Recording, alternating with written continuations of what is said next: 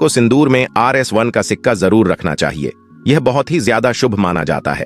ऐसा करने से आपको माता पार्वती का आशीर्वाद मिलता है, इसलिए आपको अपने सिंदूर दानी में जिसमें भी आप सिंदूर रखती हैं उसमें RS1 का सिक्का जरूर रखना चाहिए। नमस्कार दोस्तों, स्वागत है आपका हमारे YouTube चैनल। तभी शादीशुदा महिलाओं को सिंदूर की डिब्बी में ये एक गुप्त चीज रखना बहुत जरूरी होता है। आज मैं आपको वीडियो में आगे बताऊंगा कि वह कौन सी गुप्त चीज है जिसे सिंदूर की डिब्बी में रखना है। साथ ही दोस्तों मैं आपको बताऊंगा कि महिलाओं को पीरियड्स के दौरान सिंदूर लगाना चाहिए या नहीं, सिंदूर का गिरना शुभ होता है या अशुभ, और सिंदूर गिरने से आपको क्या संकेत मिलते हैं, और एक ऐसी गलती जो सभी शादीशुदा महिलाएं हमेशा मांग भरते समय करती हैं, तो आप ऐसी गलती को बार बार ना करें, क्योंकि यह गलती आपके परिवार में कष्ट ला सकती है और आपके पति की मृत्यु का कारण भी बन सकती है। तो पूरी जानकारी के लिए इस वीडियो को शुरू से अंत तक जरूर देखिएगा। दोस्तों सच्ची श्रद्धा से कमेंट्स में जरूर लिखें हर हर महादेव। दोस्तों महादेव के लिए एक लाइक तो बनता है। दोस्तों गुरुजी का कहना है कि आजकल कुछ शादीशुदा औरतें बिना जाने समझे ही कुछ ऐसे कामों को, कुछ ऐसी गलतियों को कर देती हैं जिनके कारण उनके घर में धन को लेकर कई सारी समस्याएं उत्पन्न होने लगती हैं। फिर वे लोग इनके पीछे का कारण जानना चाहते हैं। कारण होता है हमारे द्वारा किए गए कुछ काम। कहा जाता है कि सिंदूर के बिना किसी की शादी नहीं हो सकती। गुरुजी का कहना है कि शादीशुदा महिलाओं को सिंदूर लगाते समय कुछ काम ऐसे होते हैं जिनका हमें विशेष ध्यान रखते हुए ही सिंदूर लगाना चाहिए। मान्यता के अनुसार अगर पत्नी अपनी मांग में सिंदूर लगाती है तो पति पर किसी भी प्रकार का संकट नहीं आता है और पति पत्नी का रिश्ता मजबूत रहता है। इसके अलावा घर में हमेशा सुख शांति बनी रहती है। दोस्तों हिंदू धर्म में सिंदूर 16 श्रृंगार में से एक माना जाता है। सिंदूर मुख्यतः दो प्रकार का होता है। पहला लाल सिंदूर, जो ज्यादातर सुहागिन महिलाओं द्वारा मांग में लगाया जाता है। दूसरा होता है नारंगी सिंदूर, जिसे हनुमान जी को अर्पित किया जाता है। दोस्तों गुरुजी का कहना है कि हिंदू धर्म में सुहागन महिलाओं के जीवन में सिंदूर का एक खास महत्व है। अक्सर आपने हिंदू धर्म की सभी शादीशुदा महिलाओं को सिंदूर लगाते हुए अवश्य देखा होगा। हिंदू धर्म की मान्यता के अनुसार सिंदूर को सुहागन महिलाओं के सुहाग का प्रतीक माना जाता है। विवाह के समय भी सिंदूर दान की विधि का एक खास महत्व है। इसके बाद ही विवाह की विधि को पूर्ण माना जाता है, और एक बार विवाह हो जाने के बाद सभी सुहागन महिलाओं का सिंदूर लगाना जरूरी है। हालांकि बदलते जमाने में कई लोग इसे जरूरी नहीं समझते हैं, और आजकल कई लड़कियों को शादी हो जाने के बाद भी बिना सिंदूर के आपने देखा होगा। लेकिन दोस्तों जानकर आपको हैरानी होगी कि हिंदू धर्म में बनाई गई इन परंपराओं के केवल धार्मिक महत्व नहीं है, बल्कि इसके संदर्भ में कई वैज्ञानिक महत्व भी बताए गए हैं।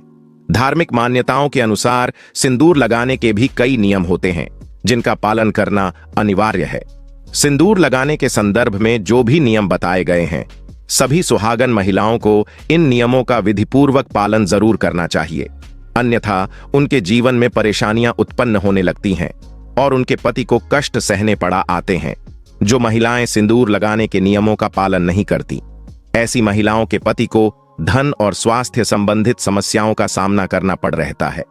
तो आइए जानते हैं सिंदूर लगाने के वह कौन से नियम है जिनका पालन हर महिलाओं को जरूर करना चाहिए। लेकिन दोस्तों उससे पहले आपसे हाथ जोड़कर रिक्वेस्ट है कि हमें वीडियो बनाने में बहुत मेहनत और रिसर्च लगती है, और आप लोग वीडियो को देख लेते हो लेकिन चैनल को लाइक और सब्सक्राइब नहीं करते। कर दो यार, केवल क्लिक ही तो करना है। इससे हमें मोटिवेशन मिलता है, जिससे हम आप लोगों के लिए और अच्छे वीडियो बना पाते हैं। आइए दोस्तों अब जल्दी से जान लेते हैं सिंदूर लगाने के कुछ खास नियमों के बारे में, जिन्हें आपको अच्छे से जान लेना चाहिए ताकि आपको किसी प्रकार की दिक्कत का सामना ना करना पड़े। दोस्तों नंबर 1, गुरुजी का कहना है कि शादीशुदा महिलाओं को सदैव सिंदूर अपने पैसे से खरीद कर लगाना चाहिए।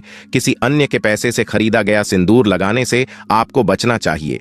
ऐसी मान्यताएं हैं कि किसी के पैसे से खरीदा हुआ सिंदूर लगाने से पति के जीवन में धन हानि हो सकती है। हालांकि आप किसी खास रिश्तेदार यानी कि सासू माँ या ससुराल के अन्य रिश्तेदारों जैसे जेठानी या ननद का उपहार में दिया हुआ सिंदूर इस्तेमाल कर सकती हैं। दोस्तों नंबर 2, चाहे कितनी भी बड़ी मजबूरी क्यों ना हो, लेकिन शादीशुदा महिलाओं को किसी दूसरी महिला के सिंदूर को अपने मांग में भरने से बचना चाहिए। किसी दूसरी महिला के सिंदूर को मांग में भरना बहुत ही अशुभ होता है। ऐसा करने वाली महिलाओं के पति को धन संबंधित समस्याओं का सामना करना पड़ता है। नंबर 3 दोस्तों, कई लोग हमसे कमेंट करके पूछते हैं कि गुरुजी बिना नहाए सिंदूर लगाना चाहिए या नहीं, तो वह भी जान लीजिए। शादीशुदा महिला को बगैर नहाए सिंदूर नहीं लगाना चाहिए। सबसे पहले महिला नहा ले और पूजा पाठ कर ले, उसके बाद ही अपने माथे पर सिंदूर लगाएं। सिंदूर लगाते समय सदैव अपने पति की लंबी आयु तथा उनकी सफलता के बारे में ही सोचे। इससे उनका भाग्य और भी अधिक प्रबल और शक्तिशाली बनता है। और मांग में सिंदूर लगाते समय माता पार्वती को आप पहले ध्यान में लाएं, क्योंकि अखंड सौभाग्यवती का वरदान माता पार्वती से ही प्राप्त होता है। दोस्तों, नंबर 4, महिलाओं को सिंदूर उत्तर या पूर्व दिशा की तरफ मुख करने लगाना चाहिए। इससे पति को लंबी आयु की प्राप्ति होती है। और ध्यान रखें कि सिंदूर अनामिका उंगली यानी रिंग फिंगर से लगाना चाहिए। इससे आर्थिक स्थिति मजबूत होती है और अखंड सौभाग्य की प्राप्ति होती है। नंबर 5, घर में अगर किसी भी तरह का सूतक है या आपको पीरियड्स आ रहे हैं तो आप सिंदूर ना लगाएं, क्योंकि सिंदूर लगाने से ऐसे समय में सिंदूर का अपमान होता है। सिंदूर बेहद पवित्र माना जाता है, इसलिए पीरियड्स के समय स्त्रियों को भूल से भी सिंदूर नहीं लगाना चाहिए, क्योंकि उस वक्त स्त्री अशुद्ध अवस्था में होती है। ऐसे में सिंदूर लगाना अशुभ माना जाता है। दोस्तों, नंबर 6, सिंदूर का गिरना बहुत अशुभ माना जाता है। अगर किसी सुहागिन महिला के हाथों से सिंदूर लगाते समय सिंदूर की डिब्बी छूटकर नीचे गिर जाए तो इसे बहुत अपशकुन माना जाता है। यह पति के कारोबार या जॉब में परेशानी आने की तरफ भी इशारा करता है। इसके साथ ही यह पति पर आयु संकट जैसी अशुभता का संकेत देता है। नंबर 7, नाक पर सिंदूर गिरना। अगर मांग में सिंदूर भरते वक्त वह नाक पर या माथे पर फैल जाए तो यह शुभ होता है। इस स्थिति में आपको नाक या माथे पर गिरे हुए सिंदूर को पोंछना नहीं चाहिए। यदि आप सिंदूर को कपड़े या हाथ से पोंछती हैं तो इसे अशुभ माना जाता है।